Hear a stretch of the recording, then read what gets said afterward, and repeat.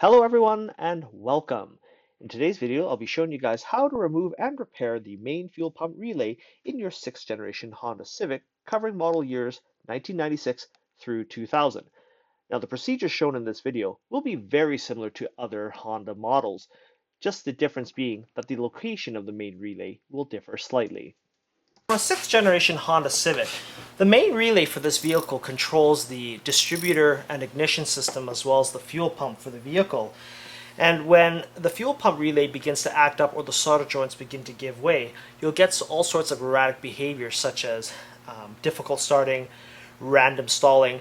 To gain access to the main relay, it's actually located on the passenger side behind the glove box area. And the easiest way to take this out is to simply take your 8mm ratchet and undo the two glove box hinge screws located directly underneath the glove box. And there's two of them, one on each side.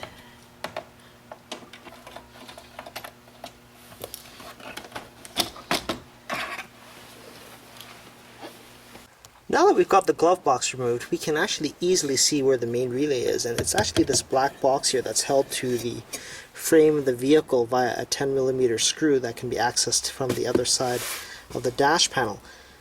But basically all it is just this brown connector that ties into this little magical black box, and when this thing fails it can cause you all sorts of funky grief.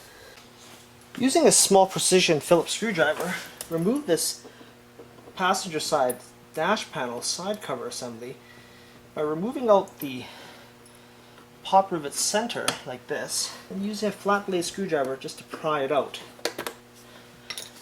And then carefully pull this cover back, taking care not to damage the hidden clips that are used to retain this cover in place. Like so.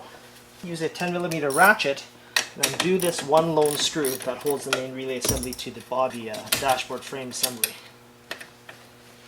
Carefully untuck the main relay, exposing it, and then pressing down on the brown connector pin, remove it from the vehicle. Now to open up a main relay assembly, it's just held in to this cover assembly through these sort of tabs that can be just pried away with a small flat bladed screwdriver like this. And basically what we're going to do is that once we pry it out, we're just going to pull it, the end cap off, and then remove the relay assembly from the housing. So after staring at the main relay printed circuit board assembly in some really bright light, I've actually noticed that there are some minor fractures to the solder joints on just a few spots, specifically this one right here. And so all we're going to do is we're just going to heat up each of these joints with our iron set at about 750 Fahrenheit to properly flow the solder. And then just touch everything with some high quality electronic solder, and just basically we're going to reflow all the relay joints. So this is what reflowing looks like. As you can see here, all the joints now are really shiny. There's no dull ones, which is to me a sign of bad soldering or from heat fatigue.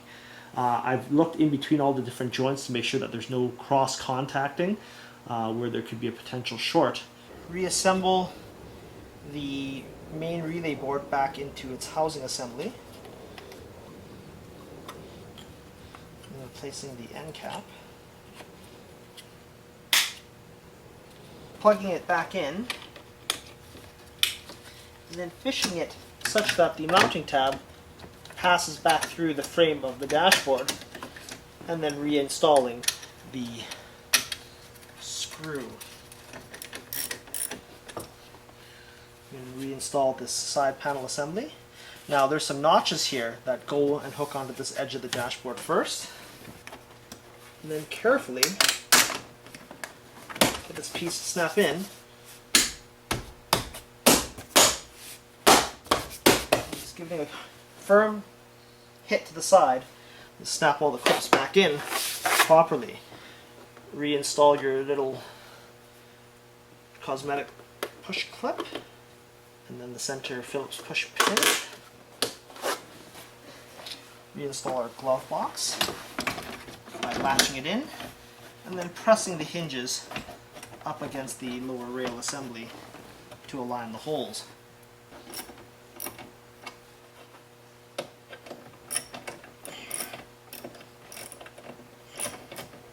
So after reinstalling the repaired relay, I took the vehicle out for a quick test drive, and I can say that the vehicle, unlike before, drives significantly better and has no difficulties restarting when the engine is hot. Now, as you saw from the repair video, this can be done with some basic hand tools and about 15 minutes of your time.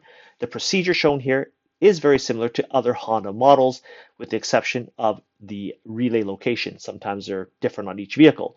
If you guys like this video, give me a thumbs up and consider subscribing to my channel, and thanks for watching.